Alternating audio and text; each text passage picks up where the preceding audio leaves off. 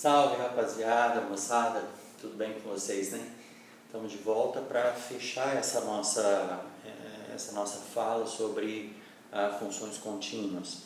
Então nós já vimos, entre outras coisas, nós estudamos as funções, a definição de função contínua, vimos alguns exemplos de funções contínuas e agora eu gostaria de falar para vocês sobre propriedades de funções contínuas, tá bom? Bom, a ideia é que vocês possam tomar conhecimento de algumas propriedades que ocorrem em todas as funções contínuas. Bom, como nós vamos trabalhar praticamente nos cursos de cálculo, a gente trabalha praticamente quase o tempo todo com funções contínuas, daí a necessidade de compreender bem as propriedades de funções contínuas. Talvez seja muito importante para nós sabermos que se você tem uma função f de x que é contínua no ponto A do seu domínio e que você também tem uma outra função g de x que também é contínua no ponto A do seu domínio. Então, às vezes pode ser muito importante saber se, por exemplo, a soma das duas funções, se a soma continua contínua num determinado ponto, se a diferença, o quociente, a multiplicação dessas duas funções continua contínua naquele ponto. Porque, de fato, como a gente vai estar o tempo todo trabalhando com funções, nós vamos estar, por muitas vezes, somando funções, multiplicando, dividindo, subtraindo, de forma que essas são propriedades importantes. Se de fato for verdade, será ótimo. De fato é. Notícia boa, né? Então, as primeiras propriedades que a gente vai destacar é essa, em relação às quatro operações. Você sabe que você tem a f contínua em A e a g também uma função contínua no ponto A. Isso significa dizer que limite de f de x quando x tende para A é f de A. Em resumo é isso, ou seja, o A está no domínio da função, o limite da f de x existe e coincide com o f de A. Bom, essa é a definição de f ser contínua em A. Se a função b, g, também é contínua no ponto A, então isso aqui também vai acontecer, as duas coisas. Isso é g de A. As duas são contínuas em A, significa isso. Ok? Então, o que dizer da soma f mais g? O que acontece quando você calcula o limite da f mais g de x quando x tende para A? Será que isso dá igual a f mais g de A? Essa é a pergunta. Então, a resposta é dada pelas propriedades de limite. Então, a resposta é sim, isso é verdade. Quer dizer, esse limite aqui vai coincidir exatamente com f mais g aplicado no ponto A. A função soma no ponto A. E, de fato, isso segue imediatamente das definições de limite, das propriedades do próprio limite. Então a gente está dizendo, olha, se a f for contínua no ponto A, a g também, então a soma será contínua no ponto A. Por quê? Por causa das propriedades de limite. Porque se limite de f de x é f de A e limite de g de x é g de A, então calcula o limite da soma. Será que dá isso aqui, realmente? Dá essa igualdade? Então vamos ver. Limite de f mais g de x, gente, é f de x por definição, mais g de x. Essa é a definição de f mais g, quando x tende para A. Agora lembra, por isso que eu falo que decorre imediatamente das propriedades do limite, porque o limite da soma de duas funções é a soma dos limites, quando eles existem. Então isso é igual ao limite de f de x, né, mais o limite da g de x, quando x tende para A. nos dois casos. Mas esse daqui já é o f de A, que a gente sabe que o limite da função f é contínua. Ó, f é contínua. G também é contínuo. Então esse limite aqui é g de A. Esse é g de A. Então pronto. O limite da soma coincide, o limite da função soma f mais g coincide com f mais g do ponto A. Quando x tende para A. Veja, então, o que a gente está dizendo aqui é que a função soma é uma função contínua. F de x mais g de x, o limite, quando x tende a A, de f de x mais g de x, coincide com f de A mais g de A.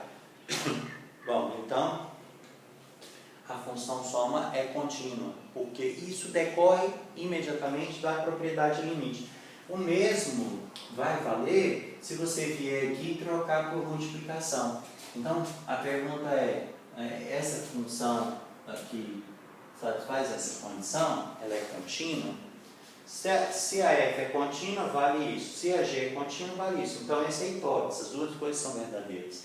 Então, veja que para g vai ser decorrer imediatamente das propriedades de limite novamente. Que o limite do produto é o produto dos limites, e como esse limite aqui é f de A, só que agora o mais virou vezes, e esse é o g de A, ficou assim.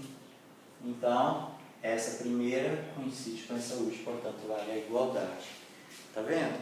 E se você trocar por quociente f sobre g, aí também é verdade, desde que, mas é verdade para aqueles pontos em que a g não é zero, tá? Ou seja, a g de A não pode ser zero, porque se você fizer aqui o quociente f sobre g, assim, aqui vai ter que ser o limite, né? Quer dizer, o limite da f sobre g de x, quando x tende para A, vai ter que ser f de A sobre g de A, f de A sobre g de A. Então, g de A não pode ser zero. Então, a função quociente, se você sabe que a f ela é contínua no ponto A. A G também é contínua no ponto A. E G de A não é zero, aqui precisa dessa hipótese. Nas outras não, mas nessa precisa. O G de A não pode ser zero, porque senão vai ficar F de A sobre G de A. F de A sobre zero, e aí é absurdo, não há divisão por zero. Então, tirando-se, excluindo-se a possibilidade de G de A ser zero, podemos afirmar com toda certeza, se g de A for diferente de zero. Então, se f de g for contínua em A e g de A é diferente de zero, então a função quociente também é contínua. Por quê? Pelas propriedades limites, ou seja, pelo mesmo motivo das outras. Propriedade limite, qual vai ser a diferença? É que aqui vai ser quociente, ó, esse sobre esse sobre esse, e portanto vai ficar f sobre g aplicado no ponto. Tá? Então, segue imediatamente só subtração, multiplicação, divisão, com a divisão, o quociente tendo esse pequeno detalhe. Então, veja, as propriedades de continuidade estão decorrendo das propriedades de limite. Imediatamente, o limite do quociente é o quociente dos limites. Então, lembre-se que vale isso. E eu fiz para mais vezes e multiplicação, mas para menos é análogo ao que foi feito para adição. Tá bom? Muito bem. Então, além disso, tem algumas proposições aqui que também decorrem imediatamente, são propriedades que decorrem imediatamente das definições de limite das funções que nós já trabalhamos. Por exemplo, nós sabemos que as funções polinomiais, elas são contínuas.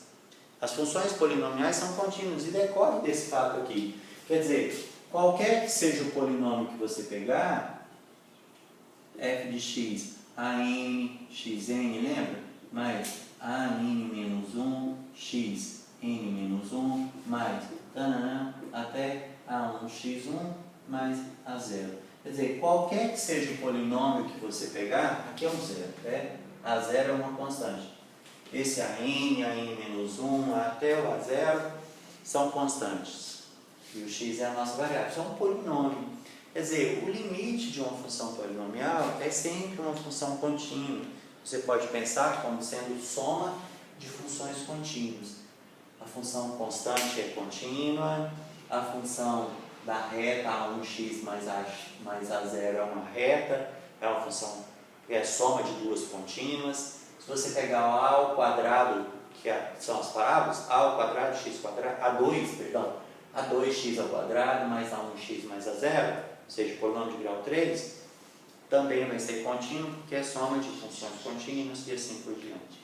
Então, a função polinomial é a função contínua. Se você pegar a função racional, que é aquela que é quociente de polinômios, imagine, esse aqui, a gente até colocou assim, P de x, Q de x. Se a gente pegar o polinômio P de x sobre Q de x, se essa for contínua no ponto A e esse polinômio, todas as duas são funções polinomiais. Tá? Aqui um polinômio assim e aqui também um polinômio parecido com esse, trocando os coeficientes aí, à vontade. Então, a função racional, ela também vai ser contínua desde que o numerador seja uma função contínua e o denominador também. Lembrando que o denominador, Q de A, não pode ser zero. Então, se P for contínuo em A e Q também contínuo em A, com Q de A diferente de zero, é claro que aqui o Q de A não pode ser zero. Então, a função racional também será contínua no ponto A. Então, exatamente análogo, quociente de funções contínuas, né? Vai decorrer desses fatos aqui. As funções seno, cosseno, exponencial, logaritmo, tudo são funções contínuas. Pelo que nós já estudamos de limite dessas funções, vai decorrer que essas funções são contínuas. Composta de funções contínuas. Se você tem uma função contínua, compõe com outra contínua, você ainda tem uma função contínua. Né?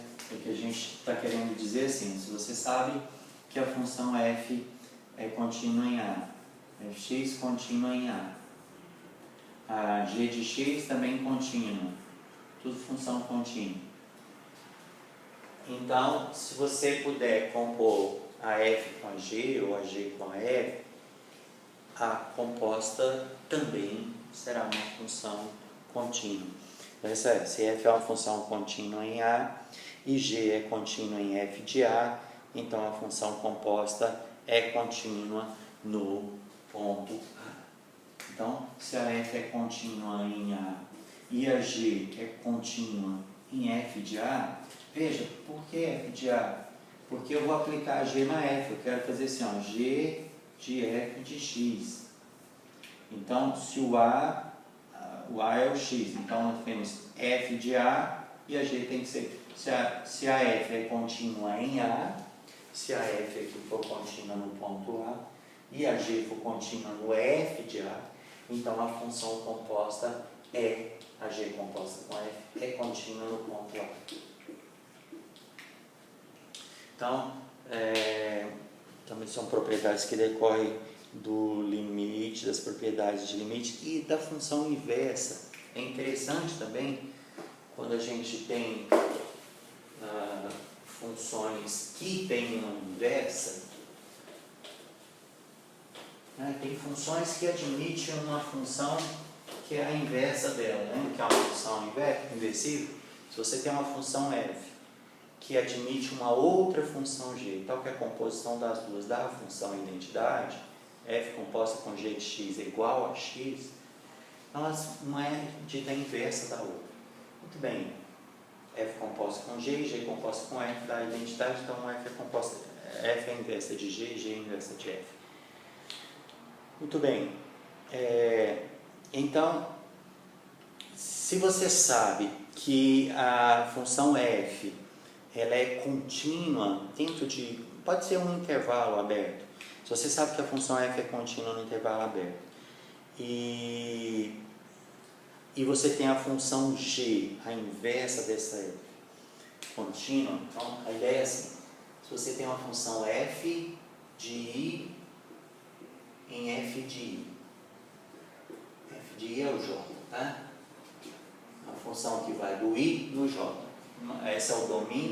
e essa é a imagem contra o domínio. É a função bijetor, que é toda a imagem, o f de todos os i. Você tem uma função assim, tá? Contínua num ponto A. Imagina que essa função f de x, definida no intervalo x, admite, não, vamos pensar isso, essa admite uma função inversa. Imagine que essa função admite uma função inversa g vai ser a f menos 1, tá? A inversa da f. A inversa vai pegar do j e vai trazer para o i. Então nós estamos nessa situação. Você tem uma f e essa f admite uma função inversa que é a j. Muito bom. Muito bem. Então, g é contínua em todos os pontos de j. Então, g é contínua em todos os pontos de j, desde que a f seja contínua no i. Se a f for contínua no i, a g é contínua no j. É isso que a nossa proposição 3.17.7 está dizendo. Então, você tem uma função f que vai de i em j. E tem a inversa, de j no i, a inversa dessa função. Pense, por exemplo, no ln e na exponencial. Uma é inversa da outra. Tá? Então, se você tem que a f é contínua em todo o i, um intervalo aberto, em todo o intervalo aberto i, então a g é contínua em todo o intervalo j. Então, a g é contínua em todo o intervalo j. Então, essa é uma propriedade interessante, né? Se você tem f contínua que admite uma inversa g, então a inversa também é contínua em todos os pontos do seu domínio, ou seja, no j. Muito bem. Depois a gente pode até, se vocês tiverem alguma... Depois, como eu sempre digo, é necessário que vocês tentem fazer alguns exercícios.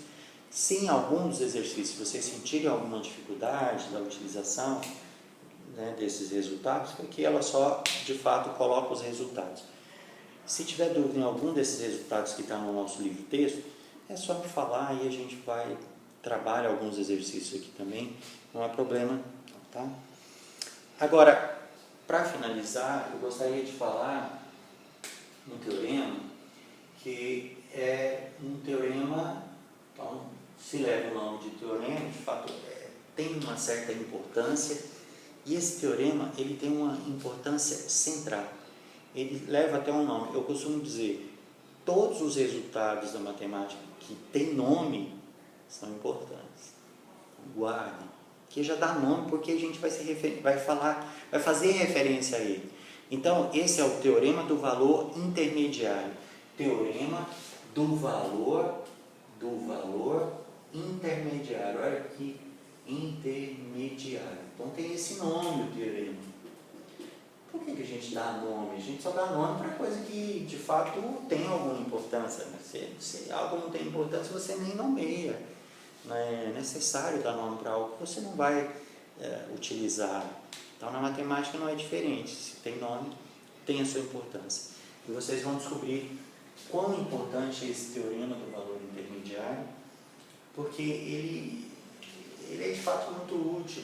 Por exemplo, a gente pode mostrar que existem raízes de polinômio a partir da utilização desse teorema. Esse teorema ele é muito interessante. Depois, se quiser, aqui a gente pode pensar um pouquinho sobre isso. Tal de teorema do valor intermediário. O que esse teorema fala? Esse teorema fala o seguinte: olha, se você tiver uma função, vou até fazer desenho, não vou escrever, porque está bem escrito aí no livro, mas o teorema, em resumo, diz assim: se você tem uma função f de x que seja contínua, olha, f é função contínua. Então, teorema, f de x é contínua em um intervalo fechado, intervalo fechado, AB, em um intervalo fechado. Pessoal, o que é contínua no intervalo fechado? Bom, então vamos abrir um parênteses para a gente poder dizer o que é uma função contínua no intervalo fechado. Porque o que seria, se a função está definida no intervalo fechado AB, o que é ser contínua no ponto A? Veja, se a f está no intervalo AB em R, f é contínua no intervalo AB se ela é contínua em todos os pontos do intervalo interior do intervalo AB. Então, f é contínua em todos os pontos que estão dentro do intervalo AB. E na extremidade, porque a sua função está definida no intervalo fechado. Ó, começa no A, termina no B. Quando o intervalo é fechado, bom, os pontos que não são extremos, tirando o A e o B, todos os pontos ali, a gente pode calcular o limite pela direita e pela esquerda. A função vai ter limite de f de qualquer ponto aqui, qualquer ponto que eu pegar nesse intervalo, qualquer ponto Dzinho que eu pegar nesse intervalo, limite de f de D quando x tende para D, vai ser f de D. F de x quando x tende para D, é f de D. Isso aqui é a função ser contínua no interior do intervalo. Agora, e nos extremos? O que significa a função ser contínua no extremo A e no extremo B? Significa ser contínua à direita em A e à esquerda em B. Porque eu só posso me aproximar de A no intervalo fechado, eu só consigo fazer o limite x tendendo para A só pela direita. Tá bom? Então, quando eu falar a função é contínua no intervalo fechado, significa que ela é contínua em todos os pontos do interior, e aí o cálculo é o mesmo que a gente faz para a função contínua, porque a função contínua foi definida para um A no intervalo aberto. Agora aqui, os extremos eu pego separado, né? X tendendo a A pela direita, do f de x, tem que coincidir com o f de A. E o limite de f, que é um L, tá gente? Limite da f de x quando x tende a B e x tende a B só pode ser pela esquerda, bom, é o f de B. Quando essas duas coisas acontecerem, e essa aqui para todo x, para todo D do domínio, aqui para o A e para o B. Então, para todo D aqui dentro e para o A e para o B tem que ser pela esquerda e pela direita, respectivamente. Tá bom? Porque eu só consigo me aproximar do A pela direita no intervalo fechado. E do B eu só consigo me aproximar, a F só se aproxima dele. Quer dizer, a F ela só pode ser calculada em pontos X que estão à esquerda do B, porque o domínio é só até o B. A direita do B a gente não consegue calcular, é o domínio dela. Não tem pontos à direita do B nem à esquerda do A. Os pontos que eu posso aplicar F são só esses aqui. Começa no A e termina no B. Então no A tem que ser pela direita e no B pela esquerda. Muito bem. Então, se assim essa é a ideia de quando a função for contínua dessa forma, no intervalo fechado, a gente diz que ela é contínua no intervalo fechado AB. Então, suponha que a f seja contínua no intervalo fechado. O que o teorema do valor intermediário vai dizer? Olha, se você pegar o ponto A, aqui você tem o f de A, já que ele é contínuo. E se você pegar um ponto B, e aí você tem os extremos do seu intervalo. Aqui tem um B e aqui você tem o f de B. Algo por aqui assim. B e f de B. Tá bom? Tem uma função contínua, viu? Por isso que eu fiz a função contínua aqui. Então, imagine que seja essa. Pode ser qualquer função contínua. Você tem a f de A e f de B. O que o teorema do valor intermediário diz para a gente? O teorema do valor intermediário vai afirmar o seguinte: qualquer valor que você tomar, qualquer valor L entre f de A e f de B que você pegar, qualquer valor que você pegar entre f de A e f de B, vai existir, imagina, vamos pegar um ponto C aqui. Qualquer ponto C que você pegar entre A e B, se a função for contínua, é porque existe pelo menos um